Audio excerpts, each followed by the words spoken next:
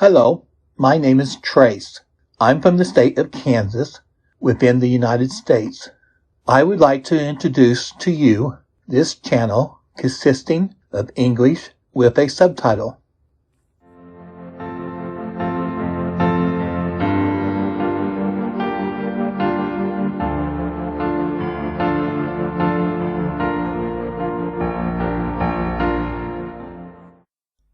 Heart, a Schoolboy's Journal by Edmondo de Amicis. December, Part 2. The Wounded Man. Sunday the 18th. The grand-nephew of the old employee who was struck in the eye by Garoffi's snowball is in the room of the schoolmistress who has the red feather. We saw him today with his uncle, who treats him like a son. I had finished writing out the monthly story for the coming week, The Little Florentine Scribe, which the master had given me to copy, and my father said to me, "Let us go up to the 4th floor and see how that old gentleman's eye is." We entered a room which was almost dark, where the old man was sitting up in bed with a great many pillows behind his shoulders. By the bedside sat his wife, and in one corner his nephew was amusing himself. The old man's eye was bandaged. He was very glad to see my father. He made us sit down and said that he was better, that his eye was not only not ruined, but that he should be quite well again in a few days. It was an accident, he added. I regret the terror which it must have caused that poor boy. Then he talked to us about the doctor, whom he expected every moment to attend him. Just then the door-bell rang. "There is the doctor," said his wife. The door opened, and whom did I see? Garoffi, in his long cloak, standing with bowed head on the threshold, and without the courage to enter. "Who is it?" asked the sick man. "It is the boy who threw the snowball," said my father. And then the old man said, "Oh, my poor boy, come here. You have come to inquire after the wounded man, have you not? But he is better. Be at ease. He is better and almost well. Come here." Garoffi, who did not see us in his confusion, approached the bed, forcing himself not to cry, and the old man caressed him, but could not speak. "Thank you," said the old man. "Go and tell your father and mother that all is going well, and that they are not to think any more about it." But Garoffi did not move, and seemed to have something to say which he dared not utter. "What have you to say to me? What do you want?" Nothing." "Well, good-bye. Until we meet again, my boy. Go with your heart in peace." Garoffi went as far as the door, but there he halted, turned to the nephew who was following him, and who gazed curiously at him.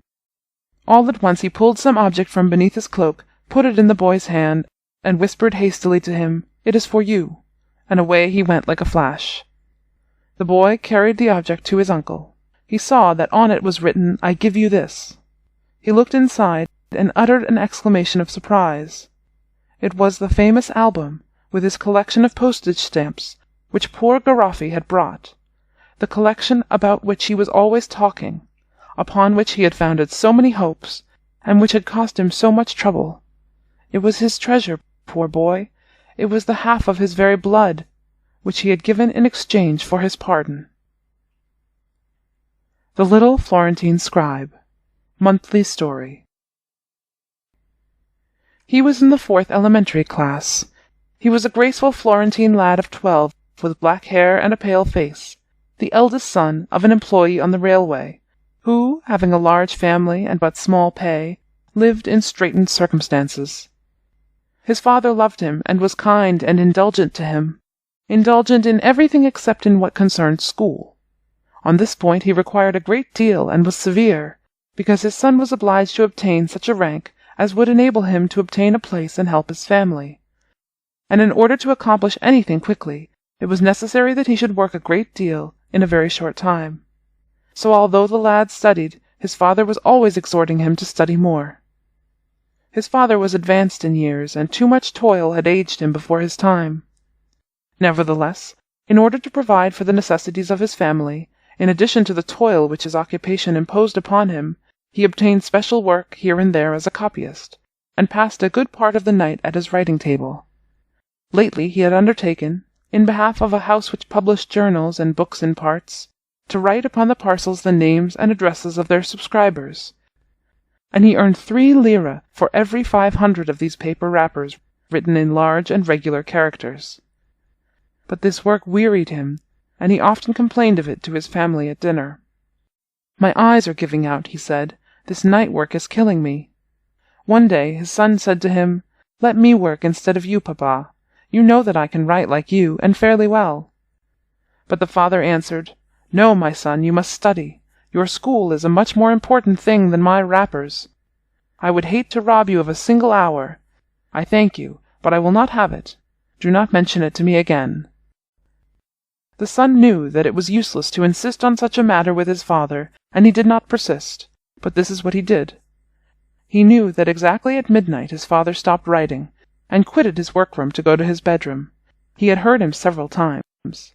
So soon as the 12 strokes of the clock had sounded, he had heard the sound of a chair drawn back and the slow step of his father. One night he waited until the latter was in bed, then dressed himself very, very softly and felt his way to the little workroom, lighted the petroleum lamp again, seated himself at the writing table, where lay a pile of white wrappers and the list of addresses, and began to write, imitating exactly his father's handwriting. And he wrote with a will, gladly, a little in fear, and the wrappers piled up. From time to time he dropped a pen to rub his hands, and then began again with increased alacrity, listening and smiling. He wrote 160, 1 lira. Then he stopped, placed the pen where he had found it, put out the light, and went back to bed on tiptoe. At noon the next day his father sat down to the table in a good humor. He had noticed nothing. He did the work mechanically, measuring it by the hour, and thinking of something else, and only counted the wrappers he had written on the following day. Slapping his son on one shoulder, he said to him, "Eh, Giulio, your father is even a better workman than you thought. In 2 hours I did a good third more work than usual last night. My hand is still nimble, and my eyes still do their duty." And Giulio, silent but content, said to himself, "Poor daddy, besides the money, I am giving him much satisfaction in the thought that he has grown young again. Well, courage." Encouraged by these good results, when night came and 12 o'clock struck, he rose once more and set to work, and this he did for several nights. And his father noticed nothing. Only once at supper he remarked, "It is strange how much oil has been used in this house lately." This was a shock to Giulio, but the conversation ceased there, and the nightly labor went on. However, on account of breaking his sleep every night, Giulio did not get sufficient rest. He rose in the morning fatigued, and when he was doing his schoolwork in the evening, he had difficulty in keeping his eyes open. One evening, for the first time in his life, he fell asleep over his copy-book. "Courage, courage!" cried his father, clapping his hands. "To work!" He shook himself and set to work again. But the next evening, and on the days following, the same thing occurred, and worse. He dozed over his books. He rose later than usual. He studied his lessons in a languid way. He seemed disgusted with study. His father began to observe him, then to reflect seriously, and at last to reprove him. He should never have done it. "Giulio," he said to him one morning, "you put me out of patience. You are no longer as you used to be. I don't like it. Take care. All the hopes of your family rest on you. I am dissatisfied, do you understand?" At this reproof, the first severe one, in truth, which he had ever received, the boy grew troubled. "Yes," he said to himself, "it is true. It cannot go on so. This deceit must come to an end." But at dinner, on the evening of that very same day, his father said with much cheerfulness, "Do you know that this month I have earned 32 lire more at addressing those wrappers than last month?" And so saying, he drew from under the table a paper package of sweets which he had bought, that he might celebrate with his children this unusual profit, and they all hailed it with clapping of hands. Giulio took courage again, and said in his heart, "No, poor papa, I shall not cease to deceive you. I shall make greater efforts to work during the day, but I shall continue to work at night for you and for the rest." And his father added, 32 lire more. "I am satisfied. But that boy there," pointing at Giulio, "is the one who displeases me." And Giulio received the reprimand in silence, forcing back 2 tears which tried to flow, but at the same time he felt a great pleasure in his heart. And he continued to work by main force, but fatigue added to fatigue rendered it ever more difficult for him to resist. Thus things went on for 2 months. The father continued to reproach his son and to gaze at him with eyes which grew constantly more wrathful. One day he went to make inquiries of the teacher, and the teacher said to him, "Yes, he gets along because he is intelligent, but he no longer has the good will which he had at first. He is drowsy, he yawns, his mind is distracted. He writes short compositions, scribbled down in all haste and badly. Oh, he could do a great deal more." That evening the father took the son aside and spoke to him words which were graver than any the latter had ever heard. "Giulio, you see how I toil, how I am wearing out my life for the family. You do not second my efforts. You have no heart for me, nor for your brothers, nor for your mother." "Ah, no, don't say that, father," cried the son, bursting into tears and opening his mouth to confess all. But his father interrupted him, saying, "You are aware of the condition of the family. You know that good will and sacrifices on the part of all are necessary. I myself, as you see, have had to double my work. I counted on a gift of 100 lire from the railway company this month, and this morning I have learned that I shall receive nothing." At the news, Giulio repressed the confession which was on the point of escaping from his soul, and repeated resolutely to himself, "No, papa, I shall tell you nothing. I shall guard my secret for the sake of being able to work for you. I shall recompense you in another way for the sorrow I am causing you. I shall study enough at school to win promotion. The important point is to help you to earn our living, and to relieve you of the fatigue which is killing you." And so he went on, and 2 months more passed, of labor by night and weakness by day, of desperate efforts on the part of the son, and of bitter reproaches on the part of the father. But the worst of it was that the latter grew gradually colder towards the boy, only spoke to him rarely, as though he had been a son of whom there was nothing any longer to be expected, and almost avoided meeting his glance. And Giulio perceived this and suffered from it, and when his father's back was turned, he threw him a furtive kiss, stretching forth his face with a sentiment of sad and dutiful tenderness. And between sorrow and fatigue he grew thin and pale, and he was forced to neglect his studies still further. He knew full well that there must be an end to it some day, and every evening he said to himself, "I will not get up tonight." But when the clock struck 12, the moment when he should vigorously have reaffirmed this resolution, he felt remorse. It seemed to him that by remaining in bed he should be failing in a duty, and robbing his father and the family of a lira. But one evening, at dinner, his father spoke a word which was decisive so far as he was concerned. His mother looked at him, and it seemed to her that he was more ill and weak than usual. She said to him, "Giulio, you are ill." And then, turning to his father with anxiety, "Giulio is ill. See how pale he is. Giulio, my dear, how do you feel?" His father gave a hasty glance and said, "It is his bad conscience that produces his bad health. He was not thus when he was a studious scholar and a loving son." "But he is ill!" exclaimed the mother. "I don't care anything about him any longer," replied the father.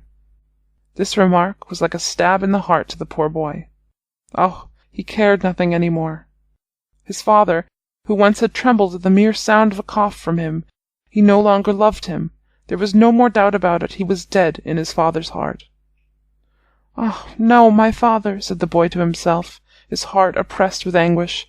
"Now all is over indeed. I cannot live without your affection. I must have it all back. I will tell you all. I will deceive you no longer. I will study as of old, come what may, if you will only love me once more, my poor father. Oh, this time I am quite sure of my resolution." Nevertheless, he rose that night again, by force of habit more than anything else, and when he was once up, he wanted to go and greet and see once more for the last time, in the quiet of the night, that little chamber where he had toiled so much in secret with his heart full of satisfaction and tenderness. And when he beheld again that little table with the lamp lighted, and those white wrappers on which he was never more to write those names of towns and persons, which he had come to know by heart, he was seized with a great sadness, and with an impetuous movement he grasped the pen to recommence his accustomed toil. But in reaching out his hand he struck a book, and the book fell. The blood rushed to his heart. What if his father had waked? He bent his ear with suspended breath. He heard no sound. He laid his ear to the lock of the door behind him. Nothing.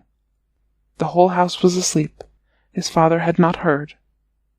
He recovered his composure and set himself again to his writing, and wrapper was piled on wrapper. He heard the regular tread of the policeman below in the deserted street, then the rumble of a carriage which gradually died away. Then, after an interval, the rattle of a file of carts which passed slowly by. Then a profound silence broken from time to time by the distant barking of a dog. And he wrote on, and meanwhile his father was behind him. He had risen on hearing the fall of the book, and had remained waiting for a long time. The rattle of the carts had drowned the noise of his footsteps and the creaking of the door-casing. And he was there with his white head bent over Giulio's little black head, and he had seen the pen flying over the wrappers, and in an instant he had divined all, remembered all, understood all, and a despairing penitence. But at the same time an immense tenderness had taken possession of his mind and had held him nailed to the spot and choking behind his child. Suddenly Giulio uttered a piercing shriek. 2 arms had pressed his head convulsively. "Oh, papa, papa, forgive me, he cried, recognizing his parent by his weeping. "Do you forgive me?" replied his father, sobbing, and covering his brow with kisses. "I have understood all, I know all. It is I who asked your pardon, my blessed child. Come with me." And he pushed, or rather carried him to the bedside of his mother, who was awake, and throwing him into her arms, he said, "Kiss this little angel of a son, who has not slept for 3 months, but has been toiling for me while I was saddening his heart, and he was earning our bread." The mother pressed him to her breast and held him there, without the power to speak. At last she said, "Go to sleep at once, my baby. Go to sleep and rest. Carry him to bed." The father took him from her arms, carried him to his room, and laid him in his bed, still breathing hard and caressing him, and arranged his pillows and coverlets for him. "Thanks, papa," the child kept repeating. But his father wanted to see him fall asleep, so he sat down beside the bed, took his hand, and said to him, "Sleep, sleep, my little son." And Giulio, being weak, fell asleep at last and slumbered many hours, enjoying for the first time in months a tranquil sleep, enlivened by pleasant dreams. And as he opened his eyes, when the sun had already been shining for some time, he first felt and then saw, close to his breast and resting upon the edge of the little bed, the white head of his father, who had passed the night thus, and who was still asleep, with his brow against his son's heart. Will. Wednesday, the 28th. None but Stardi in my school would have had the force to do what the little Florentine did. This morning 2 events occurred at the school. Garoffi became wild with delight, because his album had been returned to him with the addition of 3 postage stamps of the Republic of Guatemala, which he had been seeking for 3 months, and Stardi took the 2nd medal. Stardi the next in the class after De Rossi. All were amazed at it. Who could ever have foretold it, when in October his father brought him to school bundled up in that big green coat, and said to the master, in the presence of everyone, "You must have a great deal of patience with him, because he is very hard of understanding." Everyone credited him with a wooden head from the very beginning. But he said, "I will burst or I will succeed," and he set to work doggedly, while walking with set teeth and clenched fists, patient as an ox, obstinate as a mule, and thus, by dint of trampling on everyone, disregarding mockery, and dealing kicks to disturbers, this big, thick head passed in advance of the rest. He did not understand the first thing of arithmetic. He filled his compositions with absurdities. He never succeeded in holding a phrase in his mind, and now he solves problems, writes correctly, and sings his lesson like a song. And his iron will can be guessed when one sees how he is made, so very thick-set and squat, with a square head and no neck, with short, thick hands and a coarse voice. He studies even on scraps of newspaper and on theatre bills, and every time that he has 10 soldi, he buys a book. He has already collected a little library, and in a moment of good humour he allowed the promise to slip from his mouth that he would take me home and show it to me. He speaks to no one. He plays with no one. He is always on hand, on his bench, with his fists pressed to his temples, firm as a rock, listening to the teacher. How he must have toiled, poor Stardi! The master said to him this morning, although he was impatient and in a bad humour, when he bestowed the medals, "Bravo, Stardi! He who endures conquers." But Stardi did not appear in the least puffed with pride. He did not smile, and no sooner had he returned to his seat with the medal than he planted his fists on his temples again, and became more motionless and more attentive than before. But the finest thing happened when he went out of school, for his father, who is as big and squat as himself, with a huge face and a huge voice, was there waiting for him. He had not expected this medal, and he was not willing to believe it, so that it was necessary for the master to reassure him, and then he began to laugh heartily, and tapped his son on the back of the neck, saying energetically, "Bravo! Good! My dear pumpkin, you'll do!" And he stared at him astonished and smiling. And all the boys around him smiled too, except Stardi. He was already running over the lesson for tomorrow morning in that huge head of his. Gratitude. Saturday the 31st. Your schoolmate Stardi never complains of his teacher, I am sure of that. The master was in a bad humor, was impatient. You say it in a tone of resentment. Think an instant how often you give way to acts of impatience, and towards whom? Towards your father and your mother, where your impatience is a crime. Your master has very good cause to be impatient at times. Reflect that he has been laboring for boys these many years, and that if he has found many affectionate and noble individuals among them, he has also found many ungrateful ones, who have abused his kindness and ignored his toils, and that among you all you cause him far more bitterness than satisfaction. Reflect that the most holy man on earth, if placed in his position, would allow himself to be conquered by wrath now and then. And then, if you only knew how often the teacher is feeling ill, but teaches nevertheless, because he is not ill enough to be excused from school, and is impatient on account of his suffering, and is pained to see that the rest of you do not notice it or abuse it. Respect, love your master, my son. Love him also, because your father loves and respects him, because he consecrates his life to the welfare of so many boys who will forget him.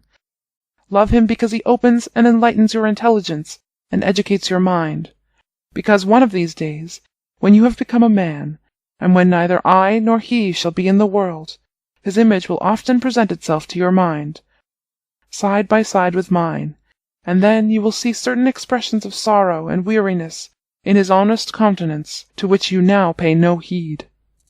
You will recall them, and they will pain you, even after the lapse of 30 years, and you will feel ashamed, you will feel sad at not having loved him, at having behaved badly towards him.